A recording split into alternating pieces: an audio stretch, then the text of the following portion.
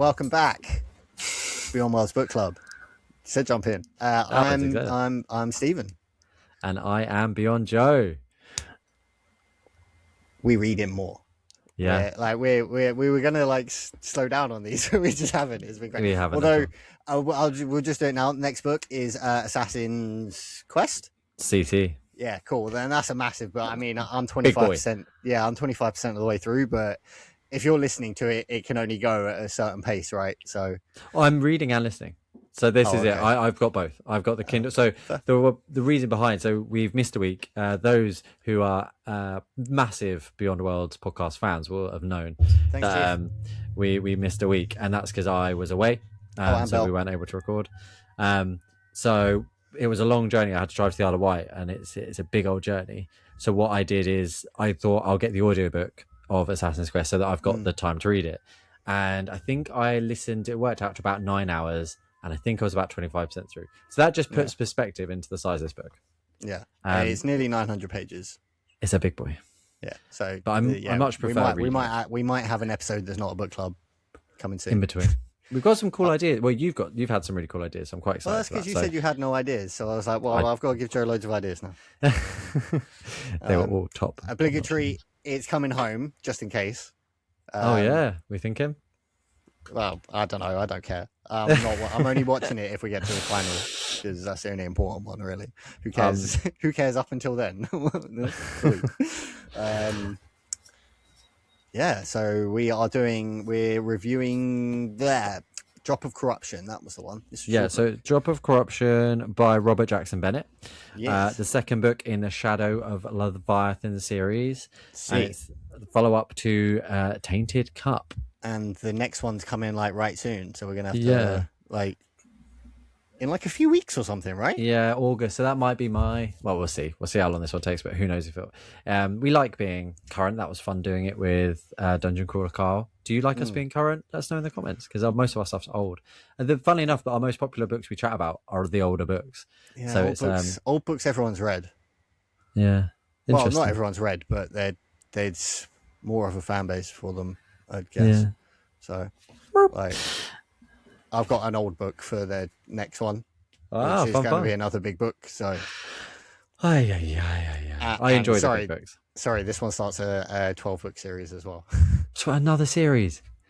Wow. I'll try to find something else. Brando Sando over there. He's like, what's going on over here? And then this series ends with Brando Sando. So it is, the guy died before he finished it. So he had a manuscript, and he picked Brando to nice. Nice. Oh, yeah. Okay. And then there's the other one. Oh man, it's gone completely out of my head. The other series that we started that was really complicated. What was that one? Oh, Malazan. Big one. Malazan. Yeah. I keep getting the little itch of what about that? What about that? Okay. Cool. All right, sweet. Because I was the next book in Malazan is actually a literary masterpiece. Okay. I would not surprise me at the end of that you are exhausted, you're feeling shit. That book's gonna make you feel stuff. Okay. Well, you're gonna walk the chain of dogs, bro. Today, goosebumps I think I know the chain of dogs reference you're talking about from the book we read, because there was a dog in the underworld with a chain and it was trying to. No. Oh God. Okay. Well, it's much worse. Oh shit. Well, today we're talking about Drop of Corruption by Robert Jackson Bennett. So in this book, Anna and Din travel to a new kingdom. There's a locked door mystery. Reminds me a bit of was it Jonathan Creek? There was an episode in Jonathan Creek. It's an old TV series where every series is different. I think that dude with the big poofy hair, right? Yeah, big poofy hair. Yeah. But kind of like Jesse Eisenberg. Yes, but much older. So the idea of this one, mysteries start to unravel and get just deeper and deeper. No one knows what the fuck's going on. Surprise, it's murder. And we're going to go full spoilers as always. And how we do our things, it's not a full review. It's a chat. We're going to chat about things we loved, things we didn't love, things that, we haven't talked about much about it. What do you think of the book? What do you think? It was good. Sick. It was like a nice flip to Fool's Moon, because that was like super full on right from the beginning, like immediately. This was like a nice slow build. Like it took me like a week to get through the first like quarter of it, but then like 5-6 days to finish it, sort of thing. Yeah, once it really got into the nitty gritty and you got what was going on, it was really good. I like there was more of Anna in this one too.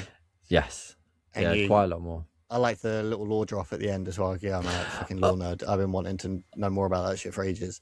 That was not just like a drop. That was a dump. That was like a shit. To me, it was cool because in my head, like where Din was putting all that shit together, I could see the montage.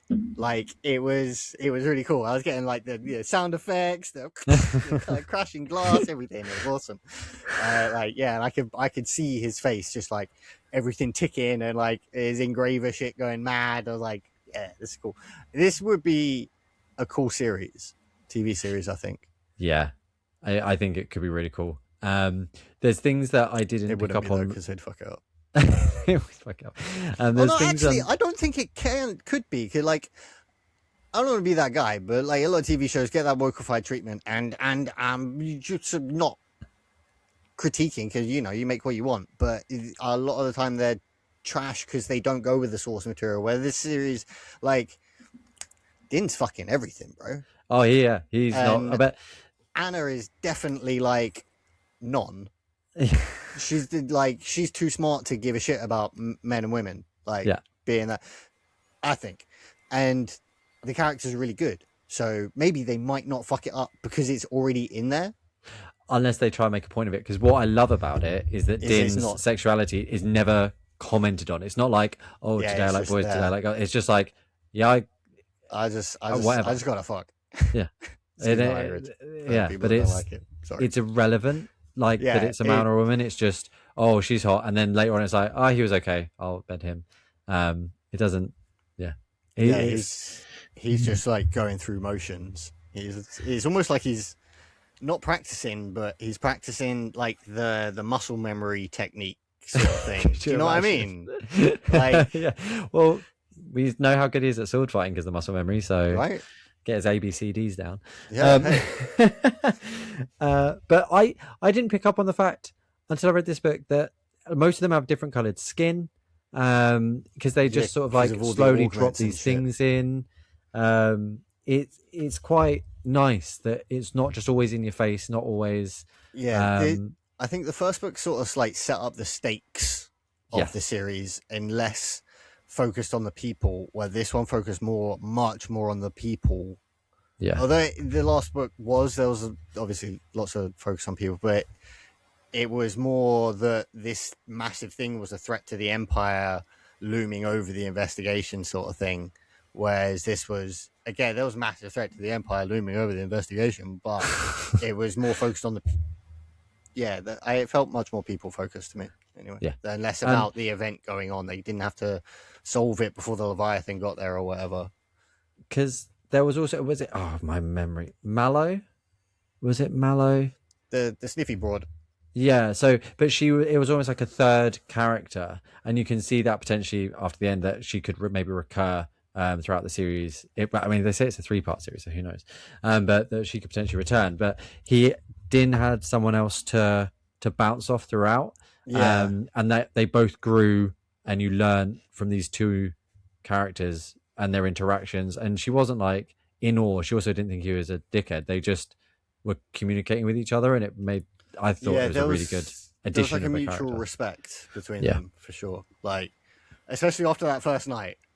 She turned up and was like, damn, bro, what, already? Yeah. Like, you knew that, like, shit, where they were basically made me think of the Deep South. I just thought they were in redneck territory the whole time. So I'm seeing this, like, hip, like, hillbilly, like, out on the bayou living chick, just being like, God damn, hell yeah. That was Mallow. Got that, but I love it. You can see it though, right? Yeah. I can see it. Like when they went out hunting for the, like when they all went out with the, what's it called? I can't remember what they were called, but the other special sniffy dudes. Yeah. Like I could just picture them on those fucking hoverboats going through, shooting alligators and stuff. Yeah. Well, it was marsh hunting, right? So yeah, completely. Yeah, right. What did you think of the initial premise as we went in? The whole someone was murdered, doors were all closed, there's no body, we just found this thing. Did it pull you in? Because as you said, the first bit you felt maybe not so much. I think maybe that might have been my fault though. Okay. I might have been looking for the mystery instead of just going with it. You know, and like trying to like I said right at the start, I was like, man, there's that little bead of whatever that the guy used to get into. That's got something to do with it, bro. It's a drop. Like, oh yeah, the drop. I was looking for it too much, and I wasn't just reading it. I was reading it to look. So that might have been partly on me, but I don't think I was like as gripped right away. But again, I think that again is my fault because once I start getting into it, it was really good. So it was just different. I was trying to figure it out from the first 3 chapters, so it was, I don't know. Yeah, whereas the first one was very much like a who done it. This one how done it, yeah. And there was a sense of who, but very quick. I think maybe halfway through the book, they have a good idea of who it was. Oh yeah, they know. Then it's just trying to capture and figure it out. They know who it was. I mean, they were right. The name of the person, they were right. But that person was very clever and managed to figure it out. There was another layer to it. Yeah. Though, you know. And so there's these the Leviathans throughout this series, who are these massive hulking creatures, and they take massive hulking Leviathans. Leviathan, yeah. And the people in this world use their blood to create augments, to create grafts, to basically to function, alter themselves and their environment. Yeah, and to survive as well, really, and thrive. And I was really excited from the first book, and I appreciate that although we didn't get slap bang in the face with this book, a lot more was explained. The shroud was fucking, that's what I say. The shroud was so fucking cool, and as soon as they mentioned seeing this shroud in the distance, I was like, oh, we're going there. And cannot fucking wait. When you look at the cover as well of the book, I didn't pay attention. So I'm of the opinion, so if you look at the cover, I'm of the opinion that the big spire in the background is the shroud. Okay, cool. Well, I will put, for the podcast, you should see the cover of the book there. That's really cool. I think, possibly. I mean, it seemed like it. It makes sense. I was also a little bit like, see, as the first book, it was all how they did it, the Tainted Cup. In this book, it was a bit like, wait, is there going to be a drop that does it? But the drop of corruption, they do name drop it a couple of times, being like, it just takes a drop of corruption sort of thing. Yeah. So that was a bit on the nose, but it's fine. I mean, you have to. I mean, that's what they do, right? Yeah. I like how you got to drop the name of the book. But quite an interesting bad guy sort of scenario here. I liked the melding of different use of languages, the fear induced by the other. The guys had their shit in the bank that got stolen and were working with the bad guy from the start. The sort of like the corruption that was there from the very beginning.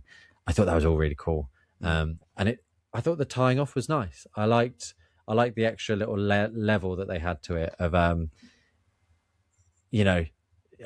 everything's tied off nicely. Oh, look, they've captured everyone. Oh, everything's, double thumbs up. And it was like, that's too... I need something else, and the way they did the something else I thought was really, really good. Yeah, but once I got into it and I could start piecing things together, and I just but doing it while just sitting back and enjoying it, the whole thing was a very good ride. You were second guessing yourself the whole way through, when Anna started getting more involved in the investigation as well, I was like, oh, this is super cool because you don't really see too much of her, and her getting when she went into crazy mode. I wanted to bring that up. Yeah, that was sweet. Spooky too. Yeah, I was trying to picture it, and I couldn't. It was one of the things that a lot of the rest of the book I was able to you can picture the sceneries, you can sort of picture characters, but her is a bit of an enigma, which is intentional, I would Yeah, imagine. I think so. But yeah, it was cute. I think one of the descriptions of when she changed, because they say that she goes through some sort of a change, and it's the way that he says that it's almost as though she now has more teeth. And that was like, that description. I've never heard that kind of a description before, but it's horrific because it goes sort of like anime style where the just grin gets bigger and bigger. It's like, oh no, fuck, I don't want to go away. Stay away from me. Like, fucking sick. And the concept that she gains sort of ultra power through ingesting, that was really cool and touched on right from the start with the oysters. Yeah, just shucking hundreds. Right. I like the introduction of more different abilities as well. Like the sniffy boys and girls that could see really good and hear really good and smell really good. They were cool. And like the computer people. Were they APOS? Were they? Yeah, the APOS. Yeah. But then there was the augurs, I think they were called. Augurs, yeah. The ones that were like triplet, like triples, and they were so weird and cool and fucky. And, really fucky.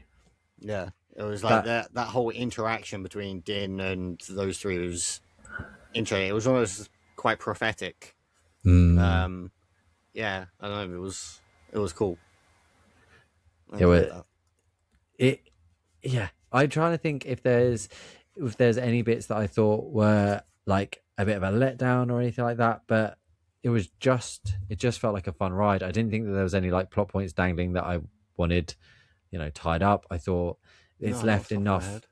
It answered enough about Anna that I had questioned from the first book, but still leaving me questions going forward. Like they talked a bit about Din and his money situation, his family, which they touched on in the first book, but they really nailed down in this one. I liked his little subplot of his like, oh, what do I want to do with my life? I want to go back to the wall and do all that shit. Yeah. And Anna's just being like, just wait. Just wait. Don't worry. Just wait. I'll write the letter. For people that can't see that, put my finger up. So, yeah, and his whole like realization towards the end and everything, and it all sort of like clicking into place. It was very cool. It was really cool. I do like Hermit Sherlock. Hermit Sherlock's cool. Hermit Sherlock, yeah, and that's that. But like, I like all the little drops they do throughout the book. It feels very, I've sort of said this before, but quite One Piecey. That like the twin lutes, they're not lutes, but like the twin music instruments that she's using, and that hints at the twins in the royalty, and actually how the murderer sort of hides and gets away with it for a little bit until she very much points it out, and how we kind of all figured out that one of the guys, his helpers sort of thing, was going to be one of the bad guys. It was like, yeah, he is, but there was so much more to it than just being like, oh, it's just a bad guy. Yeah, this was a proper like unraveled conspiracy. Yeah, almost more so than although the first one was very conspiracy-ish, sort of. This was more. There was so many more threads and layers, and he just kept peeling back. Like I'd guessed straight away that the dude, not the Patriti guy, the other guy, that was giving out oath coins. I figured like as soon as he gave Din an oath coin, it's like, cool man, you're a bad guy. You're not the main bad guy, but you're helping some dude out. I thought it was the king originally. Okay. And then as soon as I met the prince, I was like, nah, this guy's fucking involved. But I didn't get him being the guy. I just like, I had a feeling I knew those two guys were involved. Yeah. But the rest of it was like, what the fuck is going on here? And then when he was dead at the end, I was like, oh shit. Oh, okay. Oh, fair enough. Damn, that's weird. But then it was like, no, he's not. But well, I mean, he is, but no, he's not. And all the little things that the guy had thought of to like throw people off, like the little mosquito thingies that suck out the contagion, like, and the little comment that they make about the blood going back in, and it again being like all the bits falling into place. Oh my god, that clever fucker. Weird shit like that was cool, and it all works within the universe that they've created. And that having those little fuckers and having things like that, like, just it builds the world, it builds what we know, and it adds so much depth to it. It's the sort of place you can smell. It's just like, do you know what I mean?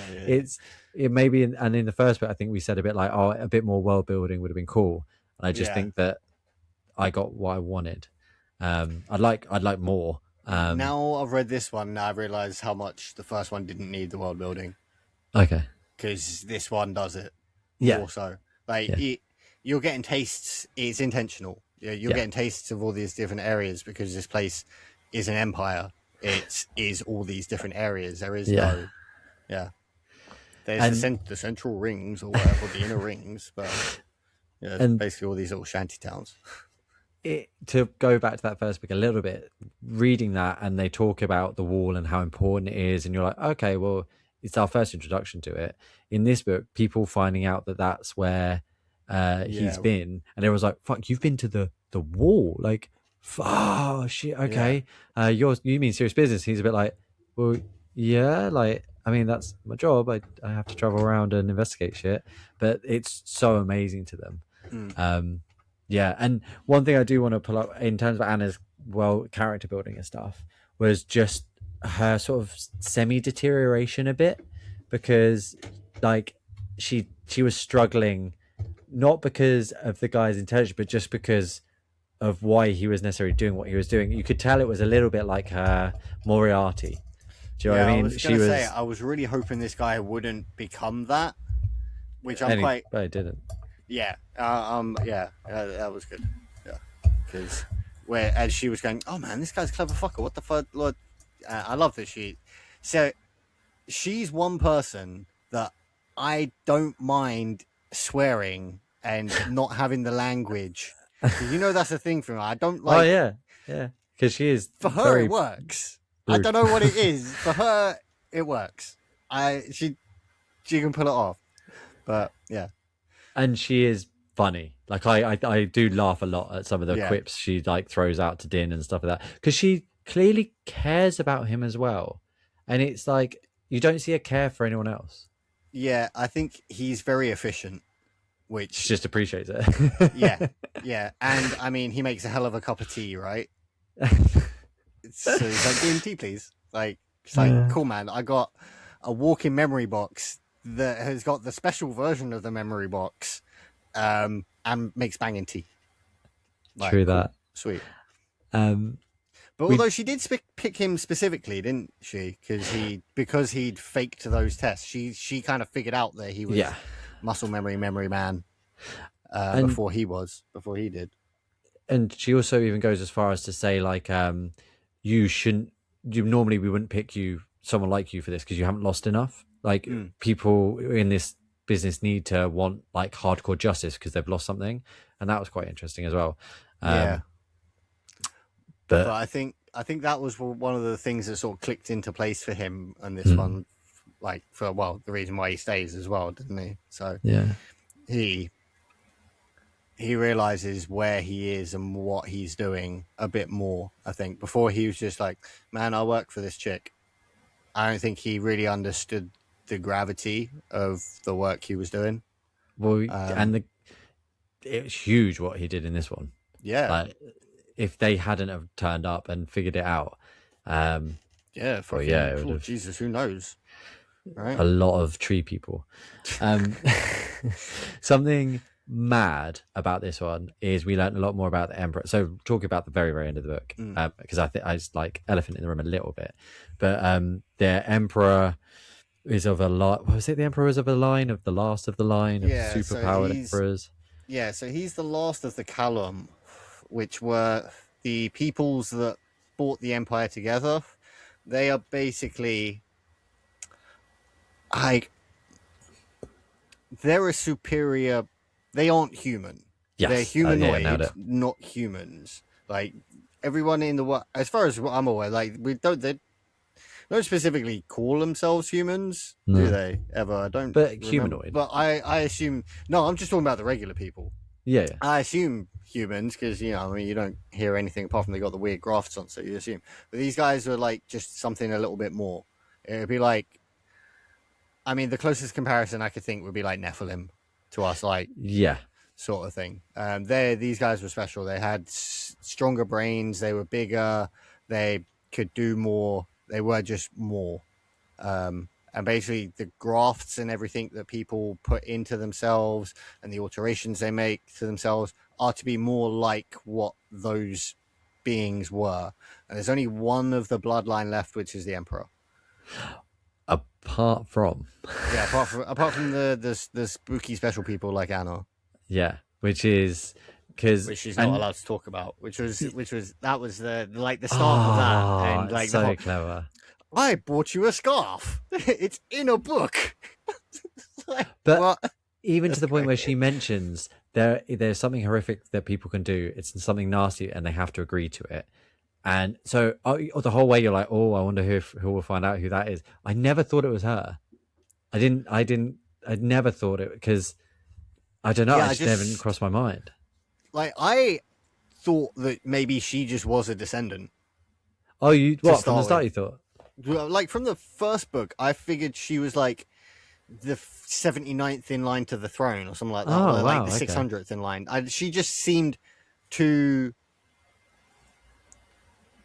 odd to be too odd and special just to be odd and special. Okay. That's probably not the best explanation of it, but that is pretty good. There was something a bit more than the odd and special, which there is.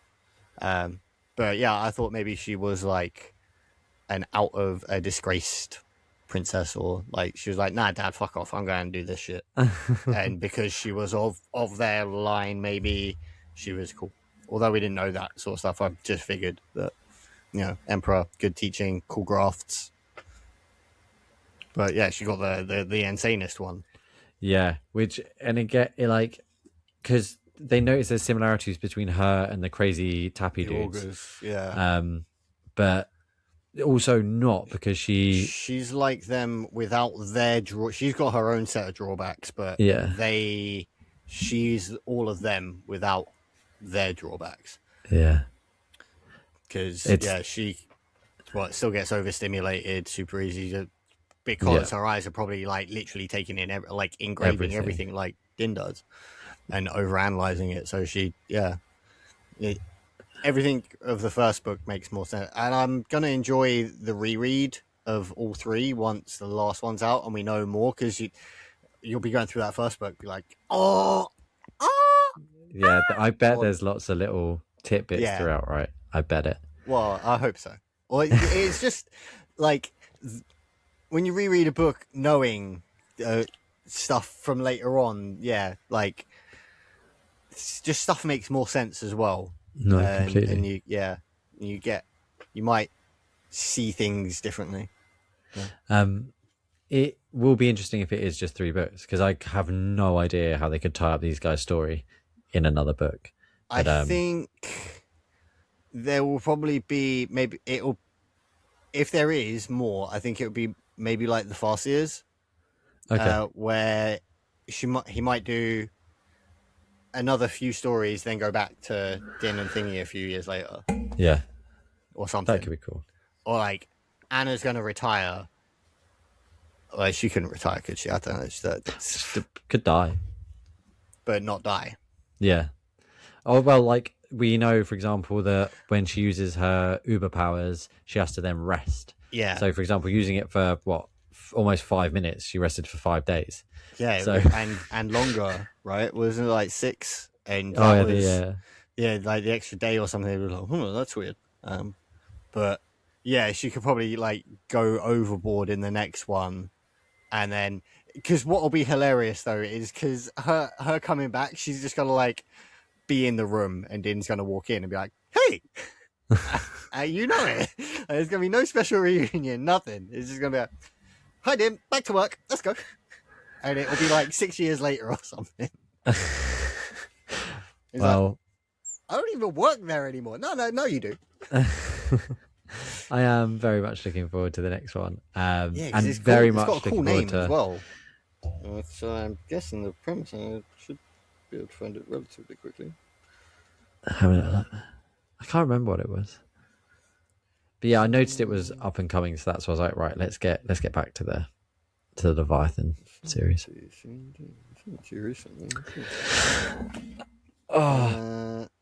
Trade of Blood. Trade of Blood. Oh god, okay, that's maybe gonna it be didn't have a slaves and shit. But I am also very, very happy to be back with the Farseer trilogy, back with Robin Hobb. It'll be good to get a trilogy done. Yeah, I'm so happy to have it. And yeah, I'm really, really excited to talk to you about it. And like I said, we're both very much at the start of this book. It's a massive fuck off book. Saying that, we've read almost the amount we read of the last book up to this. Do you know what I mean? That's just how big this book is. Was it 900 pages, something like that? 800, 860 something. Yeah, close to 900. It's a big boy. We round up. Yeah, of course we do. So we're like 200 pages into a huge book. We could have read a Dresden book at this point. Yeah, probably. But yeah, very, very, very invested. And so please do come back, check us out. For that, I'm about 300 in, so I'm about 35% of the way. So I think I am. I could tell you now if I've got a second. I am. It doesn't want to tell me. Calculating. Yeah, it can't figure it out. I'm through. I like chapter 12 or something like that. So no, 14, I think. So we might be about the same point then. It's a good book. It's a good book. But we love books here, and we also love video games. So don't forget to check us out streaming. We play games together. We have some fun. Trying to get the plot on Split Fiction. So yeah, we're gonna split all over that fiction. Yummy. I know where the next trophy is. Sick. I had a look at all the trophies, and I can't remember them. Oh, is that the one where we have to pass the ball back and forth? Yeah. Bomb. But it's in a mini game. Yeah. So I think we should be good to, unless we want to blitz through the chapter, we're probably good to just do that one again, over and over. Can you go back to mini games? I'm guessing you can just, we'll like restart checkpoint, right? Oh yeah, we can restart checkpoint. Yeah, just go back in once you get but you can restart checkpoint on this one as many times as you need. I did check that out. Yeah, because that last one we're gonna have to start the chapter again. Yeah, the one with the phone. That's a hard one. That's a hard one. I need to figure out how to practice that. Yeah, we'll get there. Until next time, I've been Beyond Joe. And I'm Stephen. And thank you for joining us. In the to whatever world they're in, man. The world they've got big weird things. That one. The big weird thing world. Yeah. This big thing.